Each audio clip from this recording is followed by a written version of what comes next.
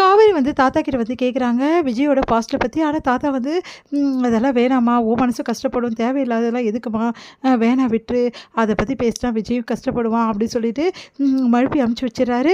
அதனால் வந்து காவேரி வந்து தெரிஞ்சுக்க முடியல அப்படின்னு சொல்லிட்டு வருத்தப்படுறாங்க. இங்கே வந்து விஜய் வந்து வீட்டுக்கு வந்தோடனே நிவின் பற்றின விஷயங்கள் எல்லாம் வந்து யோசிச்சுட்டு இருக்காரு. நிவின் வந்து சொன்னது காதலை பற்றி உனக்கு என்ன தெரியும் அப்படின்னு சொல்லிட்டு கேட்டது, அதெல்லாம் வந்து நினச்சி பார்த்து மனசு கஷ்டப்படுறாரு. தாத்தா வந்து ட்ரிங்க்ஸ் பண்ணிட்டு இருக்கிறதால விஜயும் வந்து நான் என் மனசு சரியில்லை தாத்தா, நானும் ட்ரிங்க்ஸ் பண்ணுறேன்னு சொல்லிட்டு அவர் கூட சேர்ந்து ட்ரிங்க்ஸ் எடுத்துக்கிறாரு. இந்த சூழ்நிலை விஜய் வந்து ஓவர் அதிகமாக ட்ரிங்க்ஸ் எடுத்துக்கிறாரு. இங்கே பாருப்பா இவ்வளோ நல்லது இல்லை உடம்புக்கு தாத்தா அட்வைஸ் பண்ணுறாரு. அடுத்து வந்து தாத்தா சொல்கிறாரு காவேரி கிட்ட உன்னோட பாஸ்ட் லைஃப் பற்றி சொல்லிவிடு, அவள் கேட்டுட்ருக்கா அப்படின்னோடனே உடனே வந்து அதெல்லாம் அவருக்கு தேவையில்லாத விஷயம் அப்படின்னு சொல்லிட்டு மேலும் மேலும் ட்ரிங்க்ஸ் குடிக்கிறாரு. இங்கே பாருப்பா எப்போவுமே ஒய்ஃப் கிட்ட எந்த விஷயத்தையும் மறைக்கக்கூடாது அப்படின்னு சொல்லிட்டு சொல்லி அனுப்புகிறாரு அவங்க தாத்தா. அடுத்து வந்து இங்கே காவேரி என்ன பண்ணுறாங்க, எதுக்காக இவ்வளோ ட்ரிங்க்ஸ் குடிச்சிட்டு வந்திருக்கீங்க அப்படின்னோடனே எனக்கு காதலை பற்றி எதுவுமே தெரியாதுன்னு சொல்லிட்டு ஒருத்தர் சொல்கிறான், அதுக்காக தான் அப்படின்னோடனே உங்களுக்கு காதலை பற்றி என்ன தெரியும், அதனால தான் நானும் சொல்கிறேன் அப்படின்னோடனே உனக்கு என்ன தெரியும் காதலை பற்றின்னு சொல்லிட்டு அவரோட லைஃப்பில் வந்து நடந்த விஷயங்கள்லாம், அவர் எப்படி லவ் பண்ணார், அதுக்கப்புறம் எப்படி வந்து அதுலேருந்து வந்து ரொம்ப கஷ்டப்பட்டார், எப்படி அவர் லவ் பண்ண பொண்ணு அவர் ஏமாத்துச்சு, எல்லா விஷயத்தையும் சொல்கிறாரு. அதை கேட்டு காவேரி அதிர்ச்சி அடைகிறாங்க. அடுத்த நாள் காலையில் விஜய்க்கு ரொம்ப தலைவலி அதிகமாக இருக்குது. உடனே வந்து காவேரி வந்து அவருக்கு வந்து என்ன பண்ணுறாங்கன்னா வந்து லெமன் ஜூஸ் எடுத்து வந்து கொடுக்குறாங்க. அப்போ வந்து கேட்குறாங்க, நீங்கள் வந்து நைட்டு எல்லா விஷயத்தையும் என்கிட்ட சொல்லிட்டீங்க, உங்கள் பாஸ்ட் லவ் பற்றியும் நீங்கள் எப்படிலாம் அந்த பொண்ணை லவ் பண்ணீங்க, ப்ரப்போஸ் பண்ணீங்க, அந்த பொண்ணு உங்களை எப்படி ஏமாத்துறாங்க அப்படின்ற பற்றி எல்லாத்தையும் என்கிட்ட சொல்லிட்டீங்க. அதனால் எல்லா விஷயமும் எனக்கு தெரிஞ்சு போச்சு. உங்கள் வாயாலே நீங்கள் எல்லா விஷயத்தையும் சொல்லிட்டீங்க. சொல்ல மாட்டேன்னு சொல்லிட்டு இப்போ எல்லாத்தையும் சொல்லிட்டீங்க அப்படின்னோடனே அதிர்ச்சி அடைகிறார் விஜய். அவருக்கு மனசு ரொம்ப கஷ்டமாக இருக்குது. என்ன பண்ணுறதுனே தெரியல.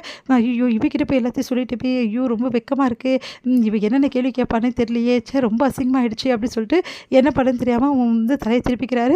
அப்போ வந்து அப்படியே வந்து கொஞ்சம் தலையை திரும்புறீங்களா அப்படின்னோடனே என்ன விஷயம் சொல்லு, இப்போ என்ன என்னை பற்றி கிண்டல் அடிக்கணும் அவ்வளோதானே, என் வாழ்க்கை வந்து இப்படி ஆகிடுச்சின்னு சொல்லிட்டு உனக்கு கிண்டலாக போயிடுச்சு அதுதானே அப்படின்னோடனே அதெல்லாம் ஒன்றும் கிடையாது, இங்கே பாருங்கள் என் லைஃப் மட்டும் என்ன நடந்தது, என் லைஃப்லேயும் எவ்வளோ விஷயங்கள் நடந்தது, உங்கள் லைஃப்லேயும் நடந்துச்சு அவ்வளோதான், மற்றபடி இதுலேருந்து நீங்கள் கடந்து வந்திருக்கீங்க பாருங்கள் அதுதான் சூப்பருங்க, இப்போ வந்து அவ்வளோ கடந்து வந்து இவ்வளோ திறமையாக ஒரு பிஸ்னஸையும் நடத்துறீங்க, உண்மையிலே உங்களை பார்க்கும்போது எனக்கு ரொம்ப பெருமையாக இருக்குது, உங்களை மாதிரி ஆளை போயிட்டு வேணான்னு சொன்னா பாரு, அந்த பொண்ணு உண்மையிலே அன்லக்கி தான் அப்படின்னு சொன்னோன்னே விஜய்க்கு ஒன்றும் புரியல. காவேரி பேசுகிறது அப்படியே காவேரியை பார்க்குறாரு.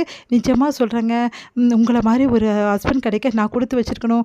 ஆனால் என்ன என்னோடது 10 மந்த்தோடு முடிஞ்சு போகுது, இன்னும் ஒரு 10 மந்த் தான் இருக்குது அதோடு முடிஞ்சு போகுது. ஆனால் லைஃப் லாங் வந்து உங்கள் கூட வாழ போகிறவங்க உண்மையிலே கொடுத்து வச்சுருக்கோங்க அப்படின்னு சொல்லிட்டு போகிறாங்க. அதை கேட்டு வந்து ஒன்றுமே புரியல வந்து நம்ம விஜய்க்கு. அப்படியே காவேரியை பார்க்குறாரு. காவேரி இந்த அளவு சூப்பராக பேசுகிறாங்க அப்படின்னு சொல்லிட்டு விஜய்க்கு ரொம்ப மனசு ஆறுதலாக இருக்குது. உடனே சந்தோஷமாகவும் இருக்குது விஜய்க்கு. அப்படியே காவேரியை பார்த்துட்ருக்காரு. காவேரி வந்து அன்றாட வேலைகளை செய்ய ஆரம்பிக்கிறாங்க. அப்படியே காவேரியை பார்த்துட்டு அவங்க சொல்கிறதையும் பார்த்துட்டு அப்படியே யோசிச்சுட்டு இருக்காரு விஜய். அடுத்து வந்து இங்கே என்ன பண்ணுறாருன்னா நம்ம குமரன் வந்து ரொம்ப டென்ஷனாக இருக்கார். எப்படியாவது அந்த ஆர்டர் வந்து வாங்கியே தீரணும் அப்படின்னு சொல்லிட்டு யோசிக்கிறாரு. உடனே வந்து கங்காவும் வந்து அவரும் என்ன பண்ணுறாங்கன்னா பேங்க்கில் லோன் கேட்கலாம் அப்படின்னு சொல்லிட்டு போகிறாங்க. அங்கே போனோன்னே மேனேஜர் வந்து இந்த மாதிரி டிரான்சாக்ஷனே இல்லாத அக்கௌண்ட்டுக்கு நான் எப்படி வந்து பணத்தை வந்து தர முடியும் லோனா, அதனால் தர முடியாது அப்படின்னு நம்ம சொல்லிடுறாரு. அதனால் என்ன பண்ணுறதுன்னு தெரியாமல் யோசிக்கிறாங்க. சரி ஓகே வேறு வழியே கிடையாது, நம்மளுக்கு ஆர்டர் கொடுத்தவர்கிட்ட எல்லா உண்மையும் சொல்லி மறுபடியும் ஆர்டர் வாங்கணும் அப்படின்னு சொல்லிட்டு என்ன பண்ணுறாரு நம்ம குமரன் வந்து அந்த ஆர்டர் கொடுத்தவர் வீட்டுக்கு போயிடுறாரு. அவர் வீட்டு வாசல்லே வந்து நிற்கிறாரு. எப்படியாவது ஒரு பார்த்து தீர்னேன்னு சொல்லிட்டு அவங்க கிட்ட போய் கேட்குறாரு. இல்லை சார் அப்பாயின்மெண்ட் இல்லாதவங்களாம் அவர் பார்க்க மாட்டாருன்றாங்க, என்ன பண்ணுறதுன்னு தவிச்சு அவங்க நின்றுட்டுருக்காரு போகாமல்.